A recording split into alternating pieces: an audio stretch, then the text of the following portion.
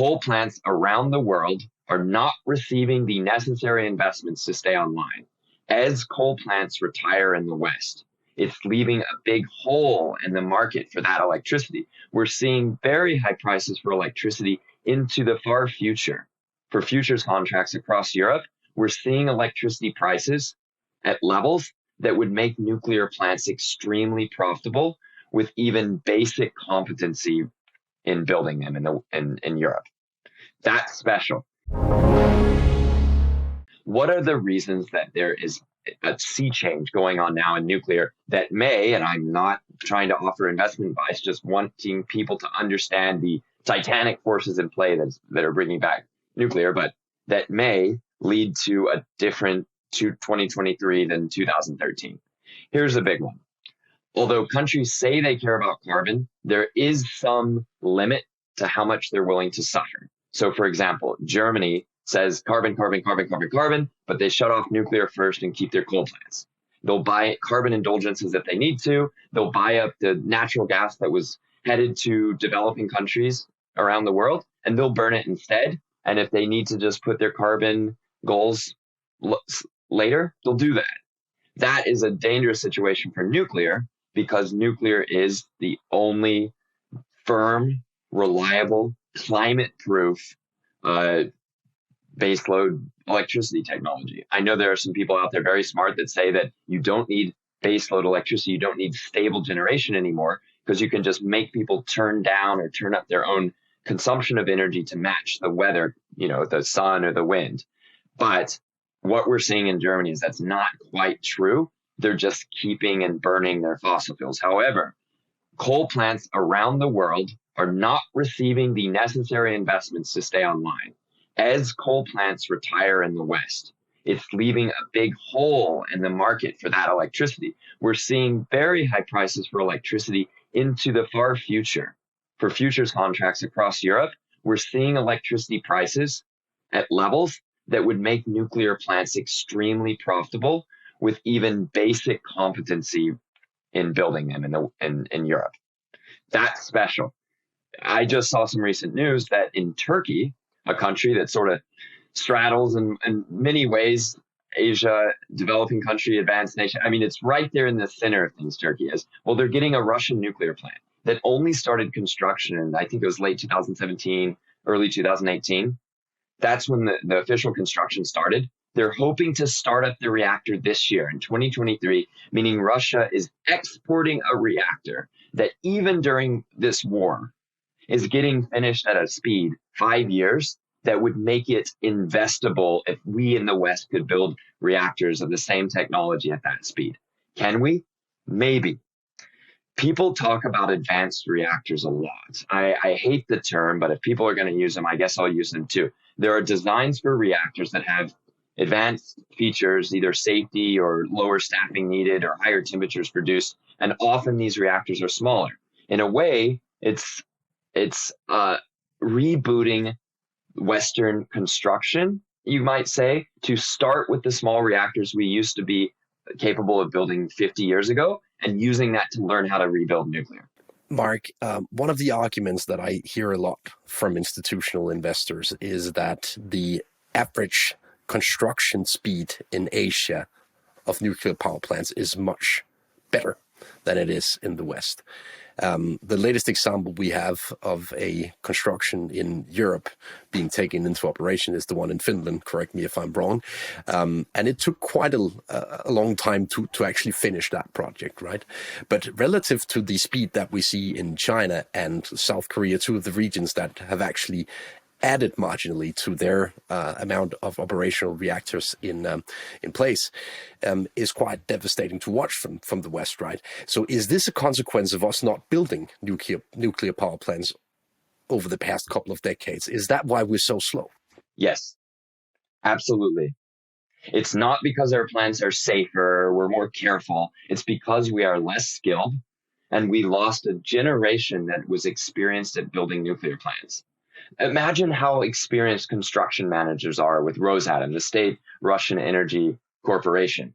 They're exported reactors just now, and in the last few years, they're exporting and have completed reactors in Iran, in India, in China. Russia is building in China, in Bangladesh, in Turkey now. They're starting plants in Egypt. They're almost done with plants in Belarus. They've got an immense amount of experience across many different languages in getting plants built, maybe 8 or 9 years at first, and then 7, and then 6. And if they keep to this schedule in Turkey, that's game changing. 5 years for a developing nation to get a state of the art Russian nuclear plant. That's insane. So yeah, I agree. It's been a little disturbing to be a Westerner watching us get wrecked, and not because they have secret technologies. It's just because of being able to manage construction projects, complicated construction projects well. And it's not because of, say, unsafe conditions for workers, right? So I saw news stories come out when a single worker was killed on the Bangladesh, working on the Bangladesh plant. Andreas, we've got workers get killed just in like driving accidents, say in Western reactors under construction, where it's very unfortunate. That people drive fast, and it's just immense. Construction projects are difficult to manage safely. It's an obsession in the engineering industries because nobody wants to see a worker get hurt. It's very bad for needing to compensate workers. It's bad for morale, slows down everything, brings a lot of negative media attention. There's reasons beyond just the life of our fellow man to not have it. And as far as I can tell, construction is nearly as safe in developing countries getting Russian and Chinese reactors as it is over here. So then the reactor technology, I've heard Western reactor not really experts, but nuclear people say, oh, I'm sure they're building it fast because the reactors aren't as good. That's bullshit. A lot of it is in the quality of operations, and quality of operations is pretty level around much of the world because of the extreme peer pressure and the voluntary quality organizations that almost every country involved in nuclear participates in to get exacting, demanding investigations from around the world in your plant, issuing reports, helping you make changes to meet global standards of reliability and performance. So I don't see these 5 and 6 year constructions as being due to inferior technology. It's because they have practice. And, some of the practice is because the states have been interested in nuclear. But that's what we're seeing here, Andreas. We're seeing, say, the French nation, the French state suddenly decide they need to get better at nuclear and need to start building more. The Brits, the reason nuclear is being built at all here is that there's pretty much uniform opinion across the British elite that they need to have nuclear being built. And these massive projects are really state-backed in the end because they're of state importance. That should make investors a little uncomfortable to hear, because if it relies on the state, it can die by the state, right? Nations, governments can become distracted, or they might be taken over, hijacked by green parties, which is the reason why we're still losing nuclear plants in the middle of a generational energy crisis in Europe. Andreas, not to get too distracted, but we're about 3 weeks away from losing a 1,000 megawatt plant in Belgium at the heart of the European energy crisis. And it's being shut down. It's a pretty young plant. It's being shut down for no particular reasons except to meet the scheduled phase out of all of Belgium's reactors in the next 36 months. So if there's the risk of governments turning against it, I know I'm actually trying to get all the negative out of the way here, because governments are also turning towards it. Strongly pro-nuclear parties are smashing up recent elections. In Italy, strongly pro-nuclear politicians have taken power. In Sweden, strongly pro-nuclear politicians have taken power. One of the big changes in nuclear over the last year is that the Koreans are back. The Koreans, some of the best builders of nuclear plants on planet Earth, they are back with a vengeance after a 5-year gap of an anti-nuclear president trying to destroy their exports, destroy their nuclear build programs, shut down their existing nuclear. That's gone. And they're back, and they're pitching very competitive, compelling deals to build Korean reactors across the world.